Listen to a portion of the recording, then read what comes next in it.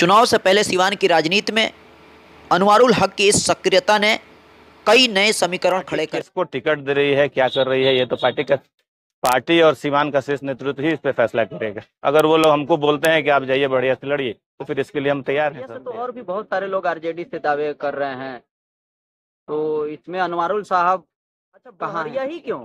आप बढ़हरिया के लिए ही मेहनत कर रहे हैं। साहब के घराने से आप आते हैं, 4 बार के सीमान के एमपी जी।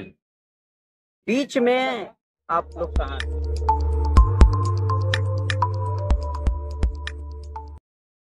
जैसा कि सभी जानते हैं कि बिहार विधानसभा चुनाव 2025 में होने वाला है और इसके लिए सभी राजनीतिक दल और नेता जोरों शोर से तैयारियों में जुट गए हैं।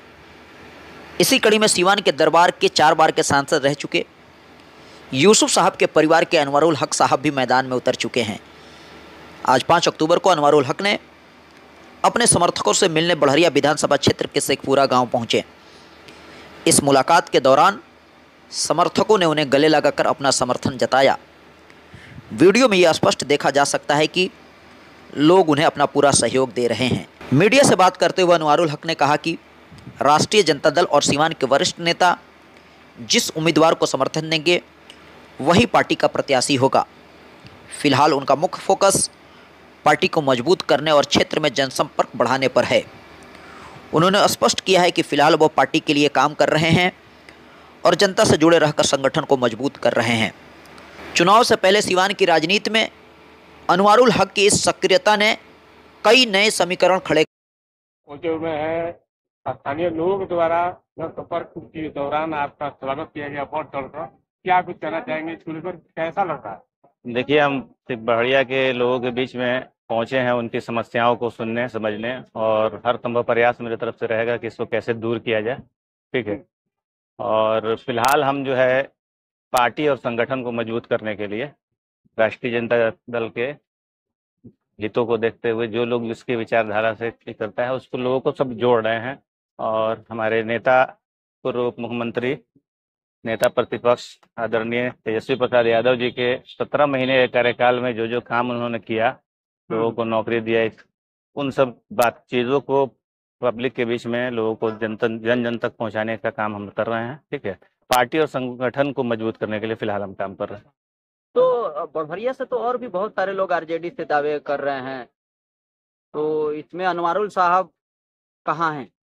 देखिए, आपको हम बताएं कि हम पार्टी के संगठन को मजबूत करने के लिए लोगों के बीच में घूम रहे हैं और हमारे नेता श्री तेजस्वी प्रसाद यादव जी के कामों को लोगों को पहुंचाने का बताने का काम कर रहे हैं। और पार्टी जो आप कर रहे हैं दावेदार का, तो पार्टी या सिवान का शीर्ष नेतृत्व अगर कुछ कहता है, जो भी जिम्मेदारी देता है, उसको सच्ची तरीके से हम अपना निर्वहन करेंगे और उसको करेंगे।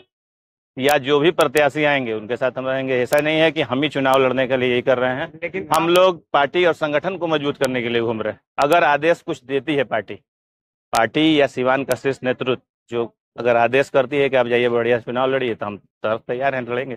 लेकिन जनसंपर्क के दौरान आपको अभी से यहाँ के स्थानीय लोग थे जिन्होंने आपको माला पहनाया, स्वागत किया, आपको अपने नेता चुन लिया है, इसको लेकर हम अभी घूम के देखे, हमको ये अच्छा लगा, लोगों का में उत्साह है, जन समर्थन मिल रहा है।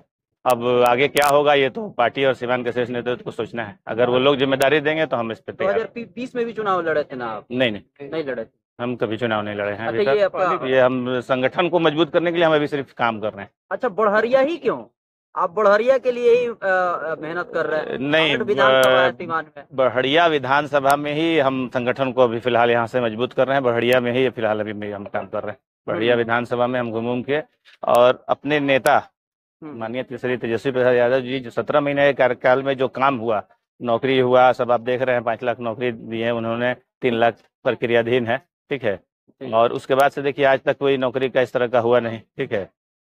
और जातिगत जनगणना के बाद जो 65% आरक्षण की बात है, उसको भी लोगों तक ये करना है। उसके लिए हमारी पार्टी सुप्रीम कोर्ट भी गई हुई है, आपको इस सबका संज्ञान होगा। तो हम लोगों को अपनी बातों को पहुंचाने का काम कर रहे हैं। मेरा मूल उद्देश्य संगठन को मजबूत करना। ठीक है। और पार्टी किसको टिकट दे रही है, क्या कर रही है, ये तो पार्टी और सिवान का शीर्ष नेतृत्व ही इस पे फैसला करेगा। अगर वो लोग हमको बोलते हैं कि आप जाइए बढ़िया से लड़िए, तो फिर इसके लिए हम तैयार हैं, सर तैयार। एक और सवाल, यूसुफ साहब के घराने से आप आते हैं, 4 बार के सीमान के एमपी जी। बीच में आप लोग कहाँ थे? मतलब ये गैप आपको दिख रहा है, 90 से पहले वो एमपी थे, है ना, और इतने दिन तक उनके घराने से कोई देखिए पॉलिटिक्स में पॉलिटिकल गैप ये था, हम लोग चुनाव लड़े नहीं, लेकिन जितने भी सीवान में पॉलिटिशियन हैं, जो लोग भी आए, ठीक है, हमारे विचारधारा से मिलते हुए जो लोग भी थे, उन लोग के साथ हम बहुत अच्छे तरीके से, हम और मेरा दरबार परिवार था। अब पता कीजिएगा, सारे विधायक एमपी जो लोग भी बने हैं, हम लोग उनके साथ थे, ठीक है। तो गैप कुछ नहीं है। हाँ, चुनाव हम लोग नहीं लड़े हमारे खानदान से, लेकिन हम लोग जैसे जो भी चुनाव लड़ता था उसके साथ हम लोग पूरा कैंपेन करते थे, घूमते थे। आप किसी से भी पूछ सकते हैं मेरे बारे में, आज भी हम सब लोगों का मदद करते हैं।